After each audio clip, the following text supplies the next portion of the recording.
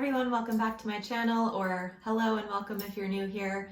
Please subscribe if you haven't yet. It would help me out a lot. I'm really close to 1,000 subscribers, which has been my goal as of last summer. So if you could help me hit that goal this summer, I would really appreciate it. Today we're talking about book recommendations, and specifically yoga book recommendations, which is the perfect intersection since I am a yoga teacher and I work in a library. So I love this question, and I actually get this question pretty often, and I have 5 book recommendations for you. This is my personal recommendation of the 5 books you should read if you're thinking about doing a teacher training or about to do a yoga teacher training, but everyone would probably say something different.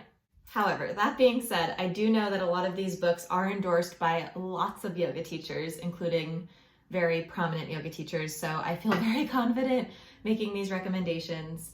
And let's just get started. First book that I think everyone should start with is the Bhagavad Gita, which if you are already a subscriber to my channel, you might be kind of surprised to hear me recommend, because I have another whole video talking about this book, and my conclusion was that I didn't really like it, but I didn't not like it. So it might sound weird that I'm recommending that every person who wants to teach yoga read this book, but there's a really good reason for it, which is that this is the oldest written mention of yoga ever in the world that we know of so far. It's thousands of years old, and this is a religious book or a spiritual book, which is part of the reason why for me personally it doesn't really resonate. However, I still think that objectively it's really important, if you are going to be teaching others yoga, to know the foundation of where it comes from and to just be respectful of that and aware of it. And the good news is, even though it's a religious text, it's not very long. That's partially because it's like a portion of a longer text. So if you want to read the full version, you can get into it and read like a lot longer version. I bought this translation specifically because I was taking a course with Christopher Chappell. So I wanted to read this one that had his foreword. But there are lots of different translations, so you can also try to find one that you like and maybe start out at the library and kind of browse through a few before buying one if you do want to buy one. I bought mine used, as you can tell from all the scribbles all over the book. One thing I really like about this edition specifically is that it's broken down really clearly into these stanzas or sutras, and they're also numbered. So all the asana and anatomy nerds out there will love the next recommendation, which is Yoga Anatomy by Leslie Kamenov and Amy Matthews. This is an excellent book. I actually got my copy at Costco, so you can probably find a pretty affordable version. And this is one that I think you will want to own a copy of. So for all of these, I recommend either going into the bookstore or into your library and looking at them first to make sure that you really do want to own a copy, but then buying it, because you're going to want to highlight things, make notes, go back and reference. I mean, these are all like textbooks basically for us as yoga teachers. So you really kind of need your own copy, whether that's a physical copy or an e-copy. I think that's up to you and your preference. This book is great because it goes first through kind of like an overview of the dynamics of breathing, yoga and the spine, the muscular system, the skeletal system, and it has a lot of information, but it's also not overwhelming. So they leave a lot out in a good way. They really just give you kind of like, what do you need to know? And they describe it in a way that's very intuitive and makes sense and is memorable, in my opinion. And then the second half of the book, or really almost like 3/4 of the book, if I'm honest, has specific yoga poses. So this is really great, especially for people who are thinking about doing their yoga teacher training or just starting to do it. I remember right before I decided to do my first yoga teacher training, I found myself at work during the day Googling different poses, because I was thinking like, wait, what muscles do you use for that? Or what does the ideal version of that pose look like? And I just really wanted to know more about all of the poses. So if you're anything like me, you might feel that way too. And this is so good for that. And so it goes through like the muscles that are used, you know, there's illustrations. Here's a little bit of a detail on this one, headstand.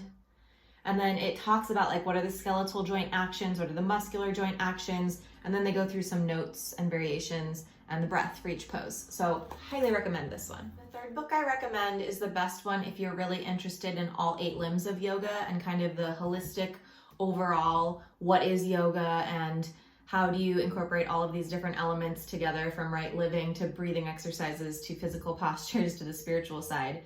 And that is The Heart of Yoga, Developing a Personal Practice by TKV Desikachar.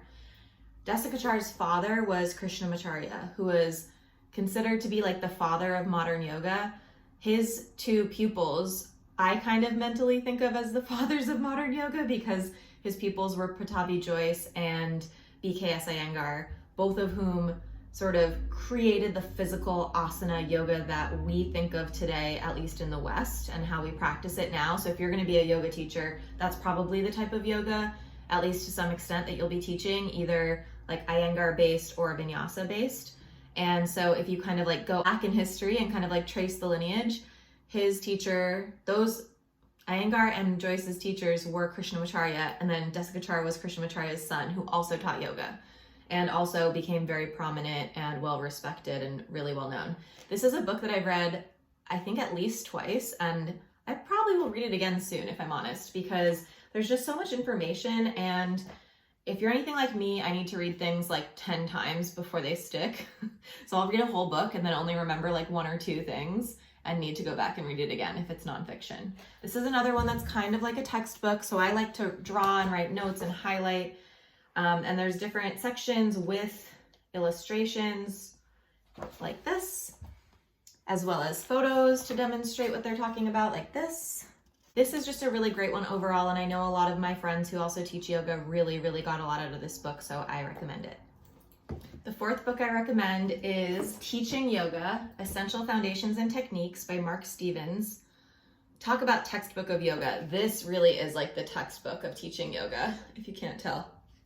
Mark Stevens has a lot of these kind of like textbook style books about teaching yoga. Like he has a whole one on yoga adjustments and a whole one on sequencing, and I recommend those also, but I think this is the best place to start with just the overall teaching yoga book.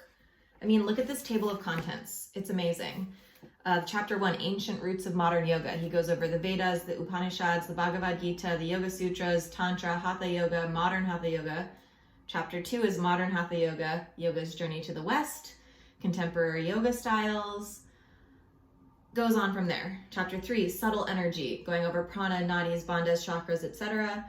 Chapter 4, Body Structure and Movement, so the feet, the knees, the pelvis, going all through everything individually and in detail. Chapter 5, Creating Space for Self-Transformation.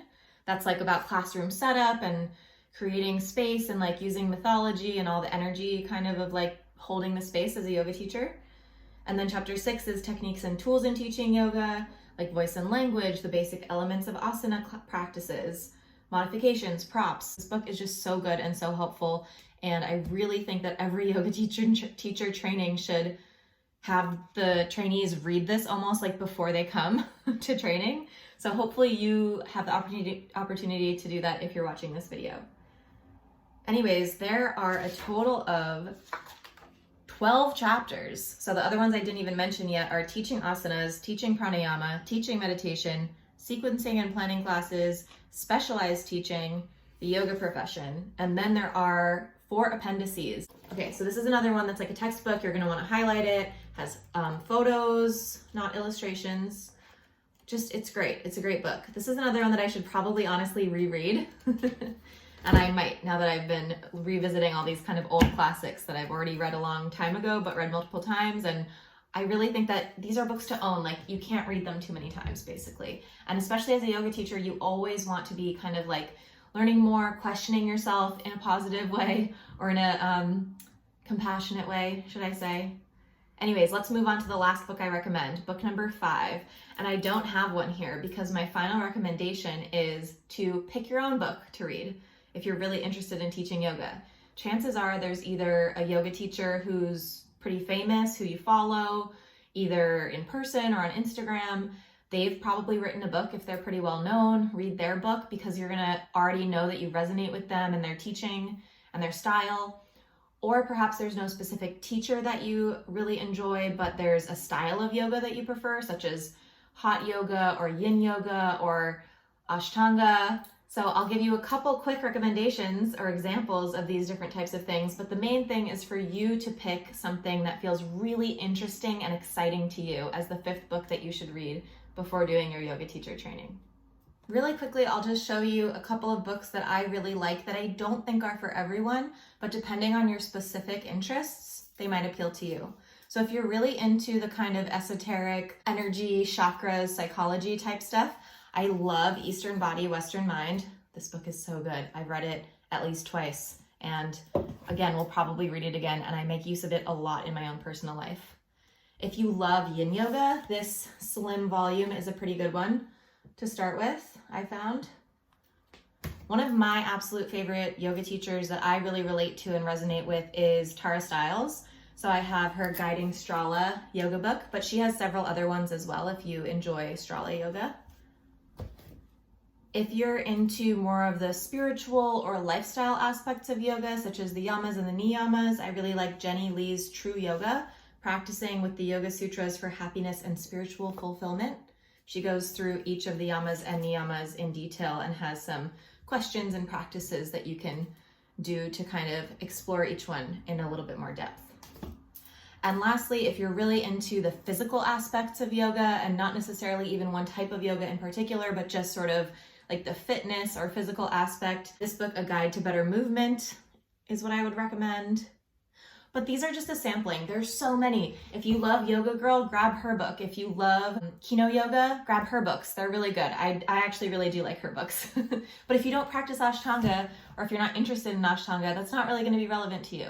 So in conclusion, pick your fifth book according to what interests and inspires you, and I don't think that you'll regret it. Thanks for watching. If you watched all the way to the end, please leave any comments or additional questions below. Thanks so much for watching. Like the video if it was useful to you, and I'll see you again next time.